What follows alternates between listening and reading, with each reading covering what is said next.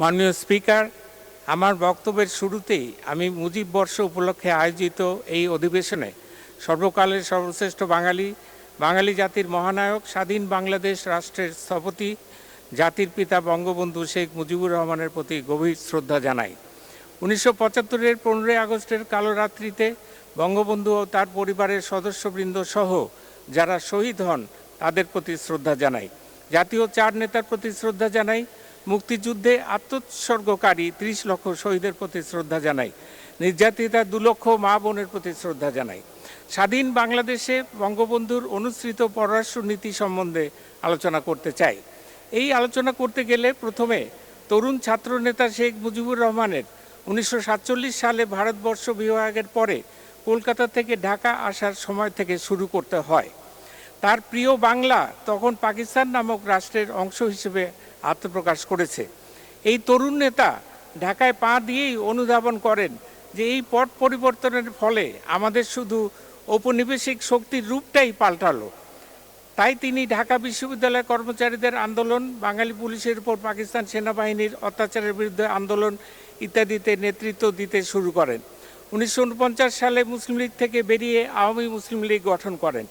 এইভাবে ধীরে ধীরে পাদপ্রদীপের আলোর সামনে চলে আসতে থাকেন। উপনিবেশবাদ ও সাম্রাজ্যবাদের বিরোধিতা এবং জনগণের ন্যায্য অধিকারের প্রতিষ্ঠা, এগুলোর প্রতি তার যে দৃঢ় অঙ্গীকার সেটা তখনই প্রতিভাত হয়। 1954 সালের পূর্ব বাংলা প্রাদেশিক পরিষদের নির্বাচনে যুক্তফ্রন্ট আওয়ামী লীগ, যার প্রধান দল ছিল, বিপুলভাবে বিজয়ী হয়। তারও আগে 1952 সালে বঙ্গবন্ধু পাকিস্তান প্রতিনিধি দলের সদস্য হিসেবে বিশ্ব শান্তি সম্মেলনে অংশগ্রহণের উদ্দেশ্যে চীন সফর করেন। 1957 সালে পূর্ব বাংলা সরকারের মন্ত্রী হিসাবে পাকিস্তান সংসদীয় প্রতিনিধি দলের নেতারূপে তিনি পুনরায় চীন সফর করেন। চীন সফরকালে বঙ্গবন্ধু চীনের চেয়ারম্যান মাও সেতুং ও প্রধানমন্ত্রী চৌয়েল নাইয়ের সঙ্গে সাক্ষাৎ করেন। 1956 সালে হোসেন শহীদ সোহরাওয়ার্দী পাকিস্তানের প্রধানমন্ত্রী হন। তখন চীনা প্রধানমন্ত্রী চৌয়েন লাই পাকিস্তান সফরের অংশ হিসেবে ঢাকা সফর করেন। ঢাকায় প্রদত্ত নাগরিক সম্বর্ধনায় পূর্ব বাংলা সরকারের মন্ত্রী বঙ্গবন্ধু মানপত্র পাঠ করেন। 1958 সালে বঙ্গবন্ধু যুক্তরাজ্য, ফ্রান্স, জার্মানি ও জাপান সফর করেন। 1963 সালে আওয়ামী লীগের পুনরুজ্জীবনের বিষয়ে হোসেন শহীদ সোহরাওয়ার্দীর সঙ্গে আলোচনার জন্য যুক্তরাজ্য গমন করেন।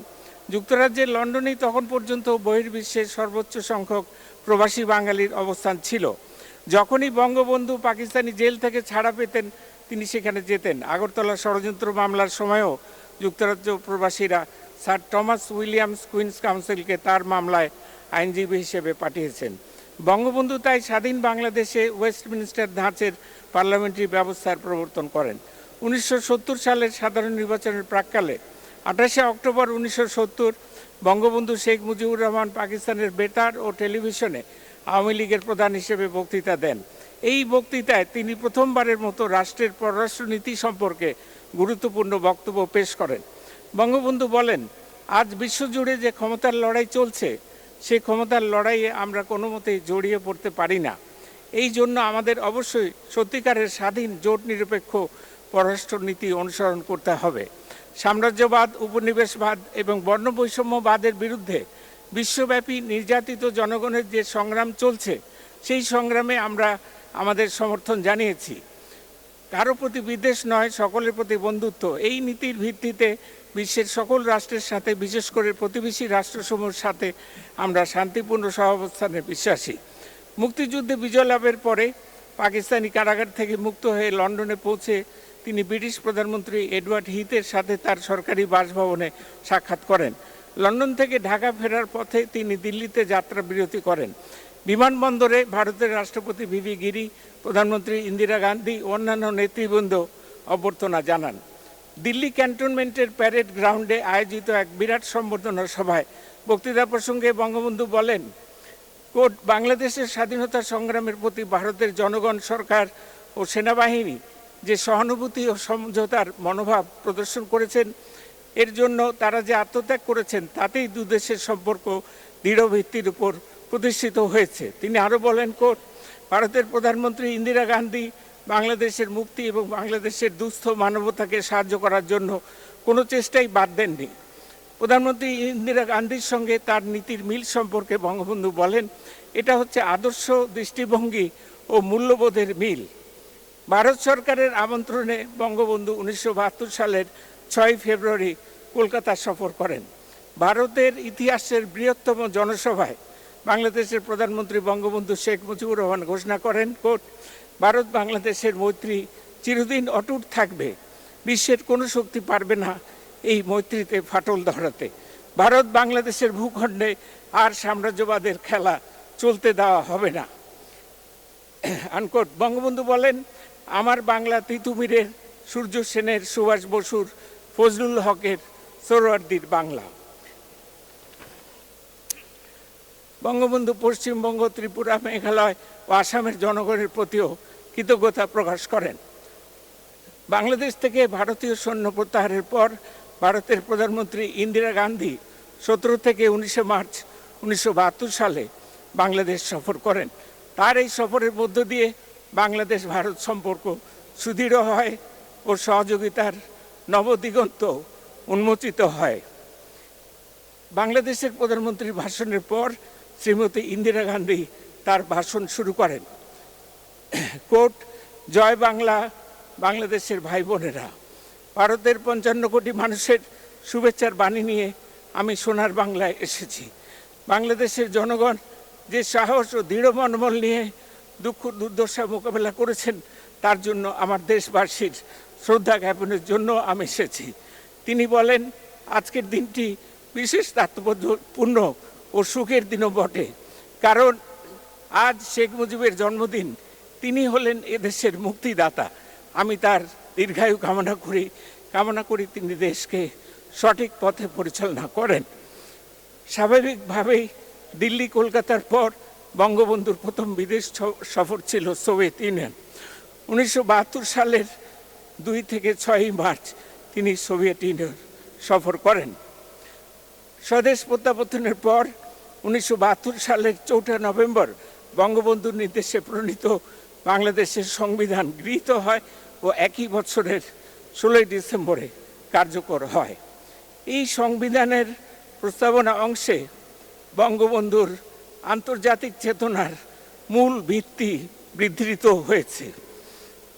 আমরা দৃঢ়ভাবে ঘোষণা করিতেছি যে আমরা যাহাতে স্বাধীন সত্তায় সমৃদ্ধি লাভ করিতে পারি এবং মানব জাতির প্রগতিশীল আশা-আকাঙ্ক্ষার সহিত সংগতি রক্ষা করিয়া আন্তর্জাতিক শান্তি ও সহযোগিতার ক্ষেত্রে পূর্ণ ভূমিকা পালন করিতে পারি, সেই জন্য বাংলাদেশের জনগণের অভিপ্রায়ের অভিব্যক্তি স্বরূপ এই সংবিধানের প্রাধান্য অক্ষুণ্ণ রাখা এবং ইহার রক্ষণ, সমর্থন ও নিরাপত্তা বিধান আমাদের পবিত্র কর্তব্য।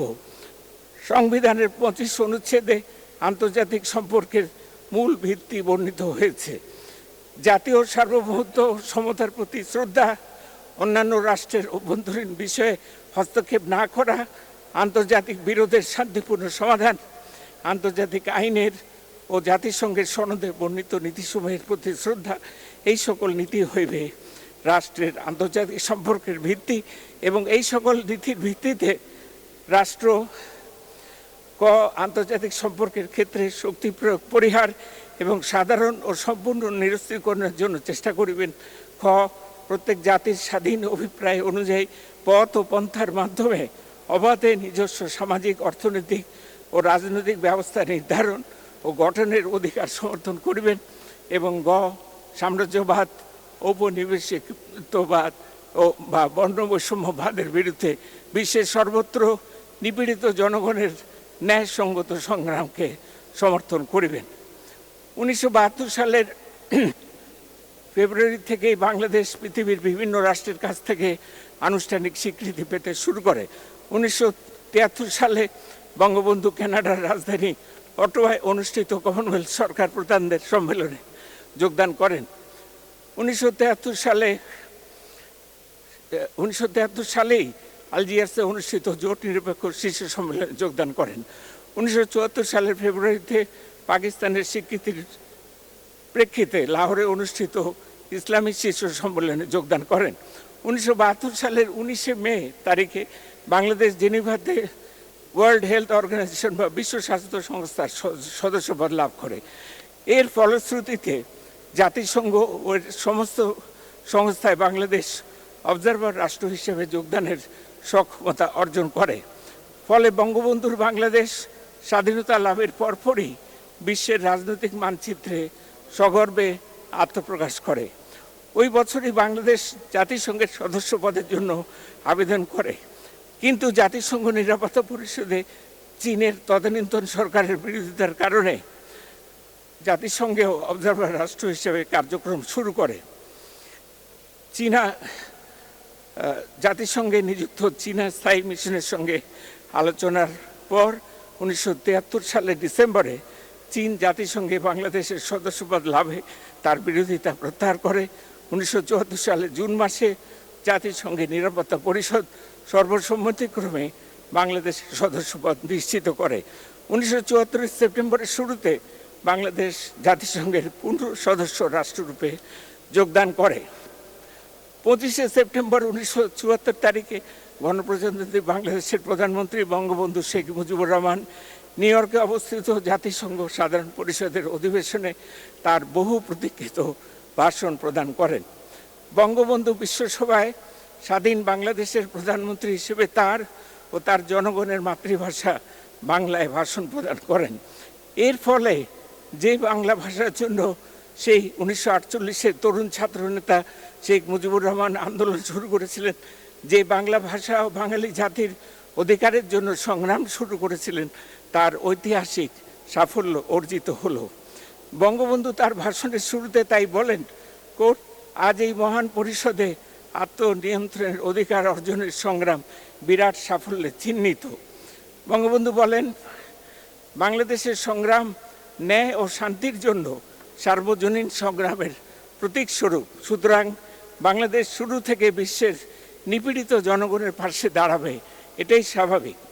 বঙ্গবন্ধু বলেন, জাতিসংঘের সনদে যে আত্মনিয়ন্ত্রণ অধিকারের প্রতিশ্রুতি দেওয়া হয়েছিল তা অর্জনের জন্য এশিয়া, আফ্রিকা ও ল্যাটিন আমেরিকার লাখো লাখো মুক্তি সেনানীকে আত্মাহুতি দিতে হয়েছে।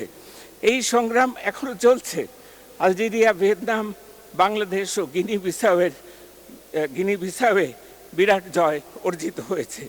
এই জয় দ্বারা প্রমাণিত হয়েছে যে ইতিহাস জনগণের পক্ষে ও ন্যায়ের চূড়ান্ত বিজয় অবধারিত। আনকোট।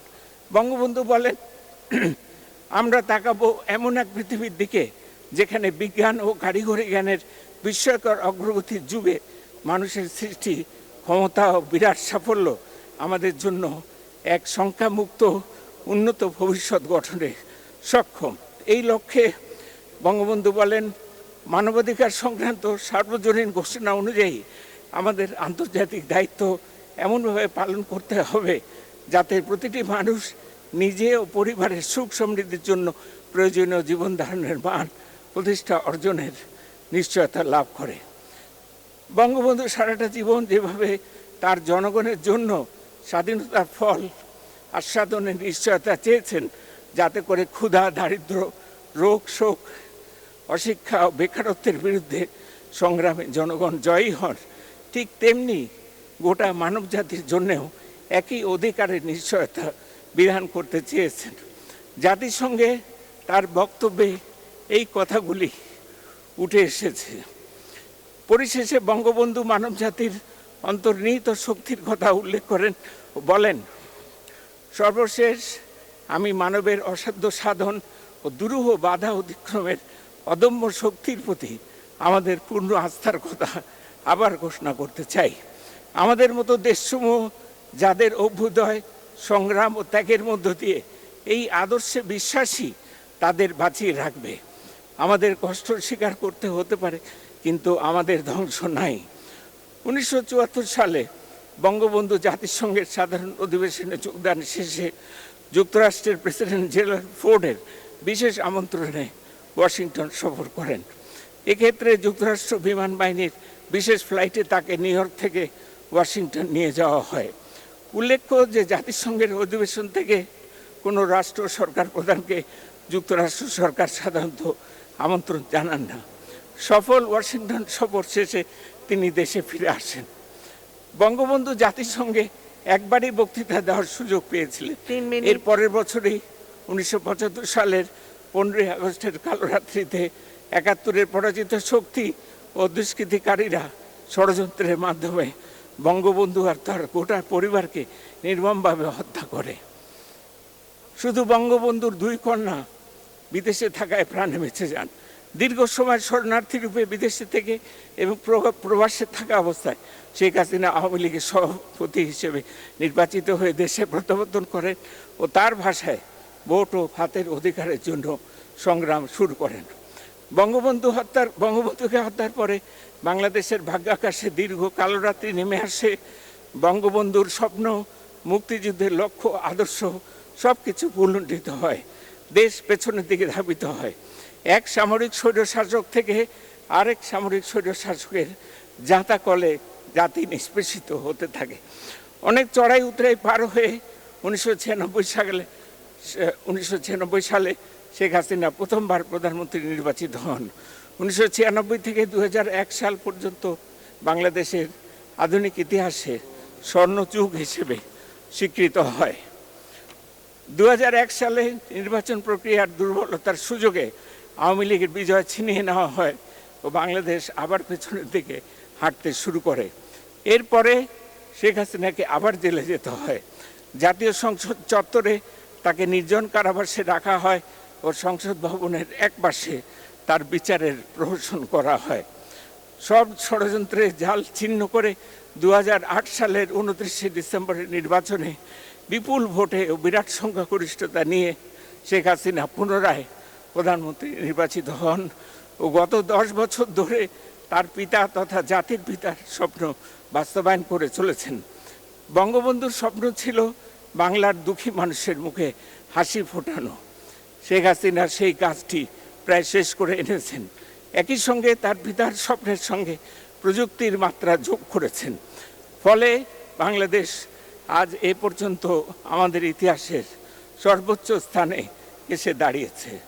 শেখ হাসিনার রূপকল্প 2021 ও 2041-এ সমৃদ্ধ উন্নত রাষ্ট্র হিসেবে বাংলাদেশকে গঠন আমাদের নাগালের মধ্যে এসে দাঁড়িয়েছে। বঙ্গবন্ধুর জন্মশতবার্ষিকীতে এটাই বঙ্গবন্ধুর প্রতি সর্বোচ্চ শ্রদ্ধা। জয়তু শেখ হাসিনা, জয় বাংলা, জয় বঙ্গবন্ধু।